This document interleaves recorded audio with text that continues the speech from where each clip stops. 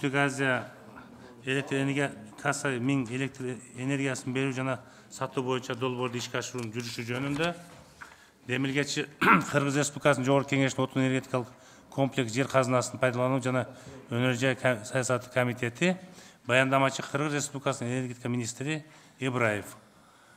Келиңиз.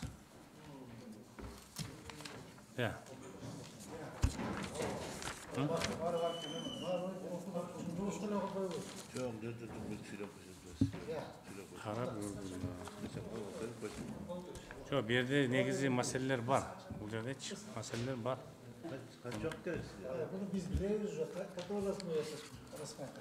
Канча минут жетет сизге? 1 минут көметейин. Хорошо, баштаңыз анда. Урматтуу Азизбек Атакызович, урматтуу депутаттар, силердин назарыңыздарга Каса 1000 долбоорун Борбордук Азиядан Түштүк Азияга электр энергиясын экспорттоо менен Кыргыз Республикасынын жана Тажикстан Республикасынын энергетика тутумдарын Афганистан жана Пакистан мамлекеттери менен байланыштырган конвертердик көмөк чордондорду жана 500 киловатт жогорку чыңалдуу электр берүү линиясын курууну камтыйт. Эми бул боюнча баарыңардын назарыңыздарда бүт полностью информация бар. Бул жерде 500 киловатттык линия жана датка көмөк чордонунда bir ячейка курулат. Ошон долбоордун бүгүнкү күндөгү иштелип чыккан колдонулган суммасы 156 миллион долларды колдонду.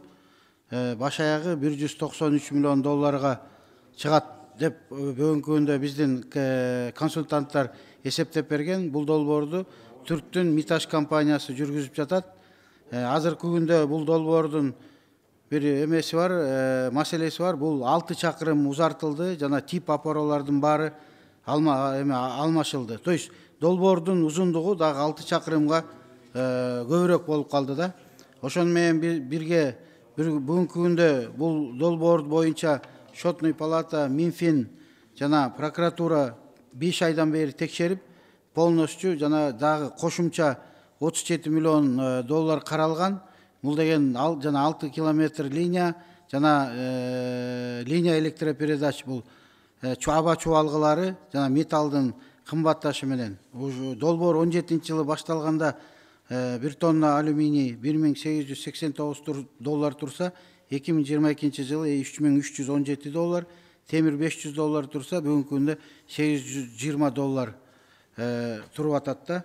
Бүгүнкү күндө биз график менен келатабыз. Кудай буйрса, ушул 23-жылы бул долбоорду бүтүрөбүз деген ойдобуз. Бирок бул долбоор азыр бүт бүгүнкү күнгө сарпталган материалдардын баарын бүттү. Азыр пока жумуш токтоп турат. Азыр Минфин менен полностью банктар менен сүйлөшүлгөн.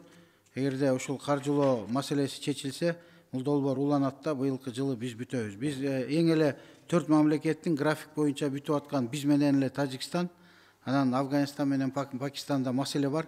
Азыр 25 январда мен заместителим жардамчым эмеге Дубайга баратат ушул маселелер боюнча. Ошол маселелерде бул финансирование боюнча точка коюлат. Ошол маселе чечилип келсе, кайра улантабыз да 23-жылы бүтүрөбүз. Ушундай маселе.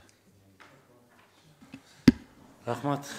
Анда суроо берүү үчүн сөз Кунусбек Кошалиевич. Рахмат, урматтуу депутаттар. График канчага отстаёт уже? Бул жерде отставание график жок. Только бүгүнкү берилген жана 156 миллион долларды булар иштеп бүтүштү. Азыр жана дополнительно 6 километр линия эле. Ошол дополнительный опора жана воздушный линияларга керектүүчү акчасы калды. Ошо менен токтоп турат буякта. Ошол отставание болобу же кандай болот? Жок, отставание болбойт. Эми бул 23-жылы бул пандемияда 23-жылдын аягына чейин деп келишим түзүлгөн. Ошо менен быйыл бүтөбүз буюрса. 6 километр кичинекей эле жер. Индексация канча болуп атат? Айырмасы, индексациянын айырмасы канча болуп атат? 37 миллион. 37 миллион доллар. Ооба. Бул биздин гостройдун эсептегени боюнча экспертиза өтүп эстегенде 237 миллион доллар болчу. Азыр баш аягы 193 миллион долларга чыгып атат да. Мен сурам жок, башка рахмат. Менде бир суроо бар да. Ушуну айтайынчы. Каса 1000 долбоорунда келишимге ылайык да Кыргыз тарап жылына 1 milyard kilowatt saat elektr энергиясын берүүгө милдеттүү экен да.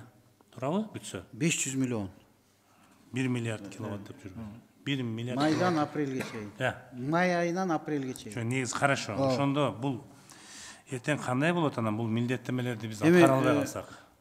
Эртең Азбек Атагозович, биз дагы бул милдеттемелер бар. Биздин жерде обязательная поставка, анан гарантированный поставка деген бар. Ошондо биз дагы ойлонуп атабыз. Азыркы күндө жана Афганистан, Пакистан бир 70%ке бүтүп калды. Афганистан кичине маселе бар. Ошол где-то бир 25-жыл, 26-жылга барат го деп ойлоп атабыз. Ошого чейин биз жана сиз айтып аткан генерацияны көтөрүшүбүз керек да. Жок, ошо мен бүгүнкү күндө даже внутренний өзүбүзгө жеткизе албай атасыз да бүгүнкү күндө. 2 жылда энергияны туурабы? Дефицит болуп атат, эл көбөйүп атат. 2 жылда Кудай буйрса 1 milyard kilowatt каяктан аласыңар экен аны? Көтөрөбүз деп атабыз 2 жылдын ичинде. Линияны тарткан менен бул электр энергиясын каяктан аласыңар да? Каяктан? Тиги камбаратты бирди курабыз деп атасыңар. Эмне жылыш болуп атат? Ал деген бир 10 жыл. Мына бүгүнкү күндө туура айтып атасыз. Кандай болот анан бул? Бүгүнкү күндө өзүбүздө дефицит болуп атат. Азыр Чоң акча кетип эгерде нарындан баштасак, азыр жана Верхний Нарынский каскад 37 миллион доллар Россияга, Русгидрога уттурбадык беле. Ошого азыр инвесторлор келип атат. Ошол 37 миллионду биз төгүп берели. Анан биз эмени баштайлы деп. Ал жерде бир 240 мегаваттын тегерегинде генерация бар. Андан бери келсек, Куланак кеси бар. Азыр ал дагы 24-25 жылы бүтөт. Кудай буйрса 100 мегаватт. Анан дагы 65 мегаваттын. Ал жерде 165 мегаватт. Жана ВНК бүтсө 240 мегаватт. Андан бери келсек, азыр ат башы кеси реконструкция болуп бүттү. Ал жерде бир 6-7 мегаватт кошулду. Анан бери келсек, азыр Камбарата бирди баштасак, ал убакка бүтпөйт, бирок Камбарата 2 ошол убакка бүтүп калыш керек да. 120 мегаватт, анан 30 мегаватт жана запертый мешт. Ал жерде 150 мегаватт. Анан Токтогул каскадын 4-чү агрегатында 60 мегаватт кошулат. Дагы ошол жылга 2 жыл бар дагы. Ошол жылга чейин 240 мегаватт Токтогул кесинен кошулат да, ар бир агрегатка 60 мегаваттан. Анан Үч Курган кесинен бир 40 мегаватт кошулат. Анан башка бүгүнкү күндө бизде жанагы инвесторлор күн энергиясынан беребиз деген инвесторлор бар. Бул как раз жай айында ала турган электр энергия. Ошол убакта ошого көбүрөөк надежда кылып атабыз. Анан малый кестерден бир быйыл эмдиги жылга, ушул жылдын аягына ОЗПга бир 60 мегаваттын тегерегинде. 2 жылда меморандум соглашениялар аз бүгүнкү күндө көп. Ошолорду тездетишибиз керек. Бул жерде эң эле надеждабыз пока жана солнечный станцияларга болуп атат да. Жомал, сиз божомол айтып атасыз. Эртең ошо сиз айткандар болбой калды да. Алар сизден сурабайт да, эмне үчүн мындай болду деп. Биз беришибиз керек да. Сөзсүз сатып алсак сырттан азыр бүгүнкү күндө сырттан сатып алатабыз, туурабы? Азбек Атагозович, буну в любом случае беришибиз керек. Ошол бергенге умтулушубуз керек. Азыр бул эле эмес. Сиз жаман жагын биринчи айтпайсызбы? Эртең бере албасак эмне болот? Мамлекет бере албасак бизде гарантированный банкта акча болот, ошондон акчаны алат. Экинчиден бул биринчи маселеси, экинчиден биз бере албасак Тажикстан берет. Ушул боюнча аябай ойлонушуңуздар керек, аракет кылышыңыз керек тездетип. Жетишпей калып эртең ал кошумча Марат Молдонович. Жок, Амугеев, сиз айтып атпайсызбы, жанагы генерациялар болот депчи. Жана Камбарата 2-ники бүтөт, Камбарата 1. Ошондой эле бизде мына азыр эле мен экеним айтып атат. Автомашина чыгарган завод келет деп. Эртең урматтуу Жеңиш мырза же Кундузбек дагы бир жерден бир инвесторлор сүйлөшүп алып келип калышым, чоң заводдор салынат да бизде 2-3 жылдын ичинде. Биздин президентибиздин да программасы ошондой болуп атпайбы? Ошондой эле жаңы конуштар болуп атат. Азыр дефицит болуп атат. Аны каяктан генерация менен аларга таап бересиз? Вот вопрос здесь. Өзүңөр билгендей, мына акыркы кез Камбарата 2 болду. 11-12 жылдан бери 1 мегаватт курулган жок. Ошол курулганда деле 11-12 жылдан бери бизде эл көбөйдү. Азыр өзүңүз айтып атасыз, трансформаторлор чыгып, эмне себептен чыгып атат? Население көбөйүп атат, производство чакан болсо да курулуп атат, туура ошондон жетишпей атат да электр энергия бизде. Марат Молдонович, үмүт бар, Кудай буйрса жылдырабыз деп, эгерде азыртан 2025 жылга чейин мен кетип калам, анан эмне болсо болсун деп атабыз. Андай эмес эгерде договор түзүп, контракт түзүп, жолго салып койсок, ал иш жүрө берет да. Эми Тарифтери кандай болот экен ошол жака сатканда? Я, Тарифтери кандай болот? тарифтери Пакистанга 9,41%, Афганистанга 8,1%. Где-то bir Кыргызстанга bir жылдын ичинде ойлоп атабыз, bir 80 миллион доллардын тегерегинде. Биз положено жана миллиардты беришибиз керек, миллиардты. Анда миллиардты ошол жака берип туруп Тажикстандан арзан сатып алсак болбойбу? Каяктан? Тияка кымбат берип туруп Тажикстандан арзан сатып алсак болмок. Ал биздин положено сата турган нерсебиз да. Тажикстан жайында, в любом случае, алар жабат жайында, буларда генерация избыток, анан суу көп болсо. Жок, мен түшүнүп атам. Мисалы үчүн бизге положено миллиард беришибиз керек. Казакстан жана Афганистан, Тажикстандар миллиардтан бериш керек да жана кириш үчүн, эме кольцого. А эгерде мисалы үчүн Тажикстан биз үчүн берет деп атпайсызбы?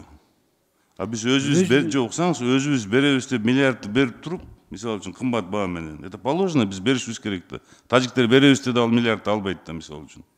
Алардан арзан свет бизге алып келсек болбойбу. Туура бүгүн Өзбекстан ошентип эле 4 миллиард киловатт саат электр энергия Түркменистан сатып алып, 2 миллиардын Афганистанга, 2 миллиардын өзүнө койгон. Ошондой возможность бар да бурага. Ал жерде эч кандай маселе жок. Каяктан болсо да анда нормально экен.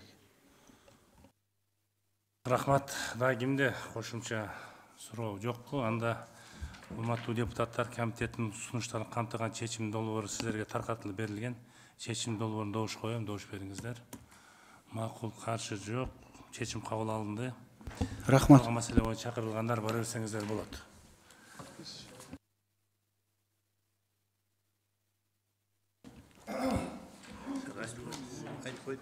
Газпром боюнча ким? Талап Омкеевич. Сиз катышасызбы? Газпром боюнча. Кайда тиги Абилдаев?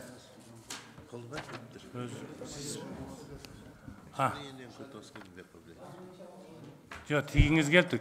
Ким ал? Соломка, сиз отырып турбайсызбы biraz? Ким? Можно рядом? Как вас величать? Газпром. Анатолий... нет, Александр Анатольевич, да? Наводящий вопрос. Наводящий вопрос. Добрый день, уважаемые господа депутаты. Можно поближе заместитель сюда, генерального Давайте директора. садись. Поближе. Кулак, давай садись. Можно там, можно так посижу, да? Можно, да. А вот мне этот подключен наушник. Добрый день еще раз. Гребенюк Александр Анатольевич, заместитель генерального директора «Газпром Кыргызстан» по производству.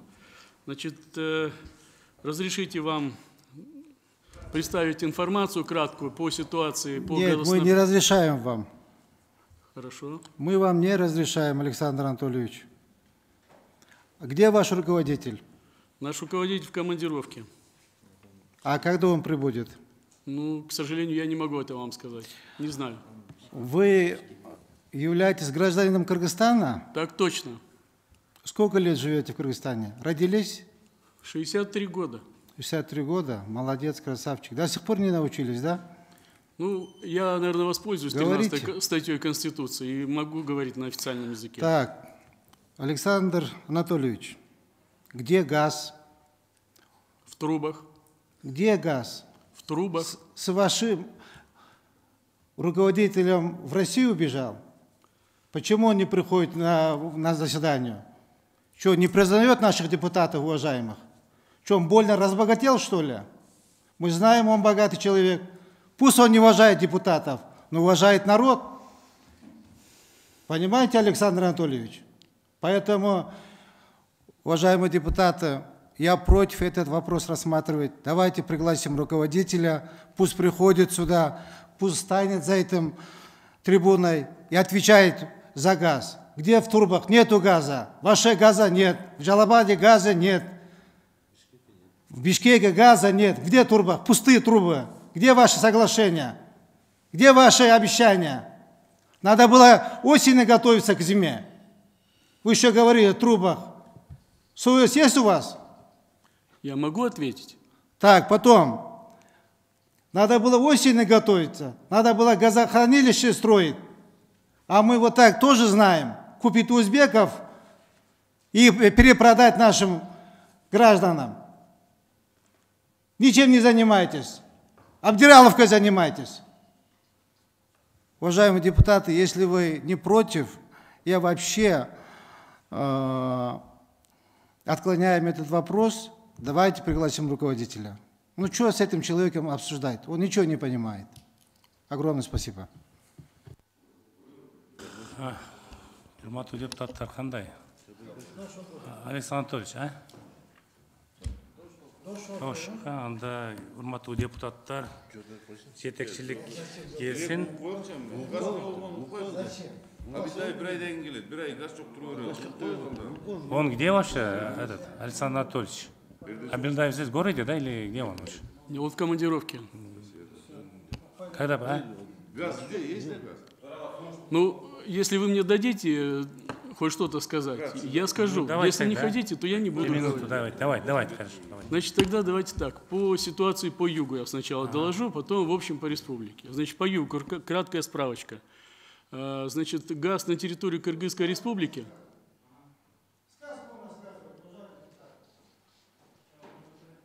Ну, вы, наверное, сильнее, чем я информированы. Может, сами доложите тогда? Значит, Давай. газ на территории Кыргызской республики на юге поступает по газопроводам Хаджиабад-Ошев, Урсатевская, Фергана. Значит, до этого газопроводы эти проходят по Ферганской долине, а далее, значит, на месторождение Бухарский газоносный район. Это месторождение Газли. И вокруг него там газовое поле большое. Значит, газ поступает по договорам с «Газпром Экспорт», это российская компания. Она, значит, оплачивает, приобретает газ на территории Республики Узбекистан и продает нашей компании на территории Кыргызской республики по цене $150 за 1000 кубов. Значит, на сегодняшний день сложилась в нашем обществе, дает оценку этой ситуации как стабильно сложная. Стабильно сложная. Значит, мы получили 5 января факсограмму от компании «Узтрансгаз», которой они сообщают, что с 10 января ожидается резкое продолжительное похолодание по всей территории Республики Узбекистан. Соответственно, произойдет увеличение отбора газа населением социальными объектами, как следствие снижения давления газа в газопроводах. Собственно говоря, до того, как произошло вот это снижение и наступили холода, узбекская сторона набила все газопроводы в Ферганской долине до давления 13 килограмм, и благодаря этому мы с вами практически до 13 числа продержались, и 13 числа мы вынуждены были в городе Ош отключить микрорайоны Шарк, значит, Амир-Тимур, вернее, сельхозуправу Шарк, Амир-Тимур и, извиняюсь, и Нариман. Значит, общее количество абонентов, которое было отключено, порядка 9000. Почему были отключены именно эти районы? Потому что в этих районах, значит, почти 90% это Подождите, пожалуйста, подождите минуточку. Да. Процедурно. Процедурно. Газ, узбекский газ уже давно вас предупреждал, что газ им самим не хватает. Вы согласны с этим, да? Почему вы тогда открыто населению не сказали, что может быть перебой газ? Почему не сказали тогда? На что надеялись? Нет, уважаемые, значит, смотрите, мы в средствах массовой информации, после того, как получили вот это объявление, разместили порядка 6 или 7... Это 5 января они дают вам. Совершенно верно. Узбекгаз говорил уже 20 дней тому назад, говорил, что не будет газа. Нет. У них самим не хватает. Я же сказал, что они до 5 числа набили всю газотранспортную систему Ферганской долины до давления 13 килограмм.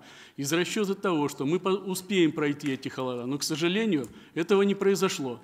Поэтому мы имеем сейчас исключение всего 1000 абонентов. Что теперь нам делать? 9000. Как нам теперь делать население? Сейчас скажу. Значит, по договорам поставки природного газа населению, вообще всем предприятиям и предприятиям, в том числе на территории Кыргызской республики, предусмотрен пункт, что каждый абонент должен иметь альтернативное топливо. Поскольку, еще раз говорю, мы отключили только частный сектор. Альтернативное топливо, что это такое? Альтернативное топливо – это дрова, уголь, торф, электроэнергия. А вы из-за этого купили у нас газ за $1, что ли? Чтобы мы дровой топили? Значит, за $1 никто не покупал, уважаемые. Значит, ситуация следующая. Хотите, я на эту тему поговорю. Долги Кыргызгаза перед, значит, должниками своими, перед Узтрансгазом, перед казахстанскими и российскими компаниями составляли $41 миллион. Можете не отвечать. Давайте Эми урматтуу депутаттар анда мындай bunu кылып munda alalım, sürüşün bir Başka- çıkartalım, başını çıkartalım. Билдай өзгерсин Это не ответ уже. Че он нам предлагает, чтобы я сейчас пошел, дрова калил и дровой топил. Это что это такое-то? Это временное явление. Никто не говорит, что это будет тянуться в течение месяца или 2 Мне надо здесь работать, а не там топливо топить дом. Понимаете, нет? Понимаю. Все. А что тогда говорите мне, дрова топить? Я не говорил. Я говорил, что должно быть наличие альтернативного топлива. Нет у меня Урматтуу топлива. депутаттар. Несите тогда домой ко мне. Урматтуу депутаттар, анда токтотолу, азыр эми бул жерден маселе вот генеральный директордун өзү келсин, кийинки биз кандай теги көчмө жыйын болобу? Эми керек как раз Газпром да. Ошондо жана кылалычы, ордунан көрүп сүрөшөлү. Анда бул маселе уктуңар эми. Бул эч нерсе азыр бул жерде эч нерсе чечилбейт. Ооба, кагаздар. Да, спасибо вам большое. Я.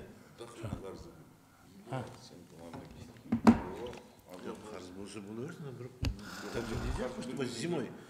Талгат Мукеевич, сиз дагы ушуну бир жана кылсаңыз, көзөмөл кылсаңыз, сиз эми бул боюнчачы. Макулбу? Sizge güç kuvvet versin emin. Sizge güç kuvvet versin. Başka hiç nesi yok. Verdiç. свет деме газ жок болсо да, көмүр жок болсо да бүт электр энергия күч. Ошон үчүн айтып атпайм. Кудай эптеп суранып атабыз, Кудай буйрса эптеп кыштан чыгалы деп. Бүт варианттарын колдонуп атабыз. Макул анда, урматтуу депутаттар, анда 5-чи маселе бар. Ооба. Сиз шашпагыла. Разный ооба. Ошо бир анчамча ооба. Ким жанагыла үчүрүп.